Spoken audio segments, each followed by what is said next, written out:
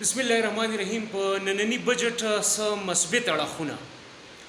موږ تاسو ټول ګورو چې زمونږ ډیر ملګری او خصوصا هغه ملګری چې هغه ملازمین دي هغه ګیلو پریاد کوي چې موجوده حکومت چې کوم بجټ پیش کړو په هغه کې په تنخواګانو کې اضافه ونه کړه ټیکسونه ولګول دا یو کړو هغه وکړو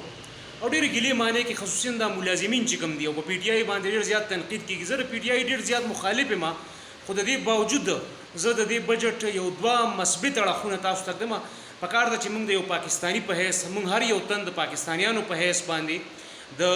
دې معاملې هغه مثبت اړخونو ته هم خپل پام راوګرځو نه صرف خپل پام راوګرځو بلکې د نورو خلکو پام هم راوګرځو یو مثبت اړخ چې په دې بجټ کې دی زموږ ملګري وي چې تنخواګانو کې اضافه ونه کړه دا یو کړو هغه وکړو مثبت اړخ دا دی چې په دې باندې موږ د خدای شکر وستل پکار دي چې په تنخواګانو کې کمی ونه کړه موږ له په دې باندې شکر وستل پکار دي چې پنشن کې کمی ونه کړه او دین علاوه بل مهمه خبره چې باغی باندې موږ له شکر وستل پکار دي نو هغه دا ده چې فوجي بجټ کې 15% اضافه وکړه ځکه چې 15%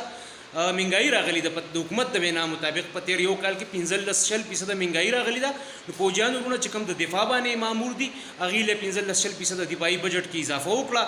او دین علاوه لکه دومره اند اضافه تاسو اندازه ولګوي موږ له شکر د خدای وستل پکار دي 13 خرب روپۍ چې دین د دفاع ته وستل شوي او 13 ارب روپۍ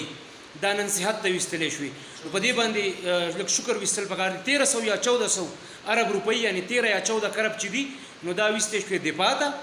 او 14 ارب روپۍ چې دي هسپتالونو لپاره وستل شوي په دې باندې موږ د موجوده حکومت سره د الله تعالی لاک مشکوري چې هغه په د الله تعالی په رحم کرم باندې موجوده حکومت په تنخواګانو کې د خلکو کمی ونه کو او په ځای وساتلې نو شکریہ عمران خان تبدیلی آئیره ډیر زیاته مننه ما سره د پاتې کې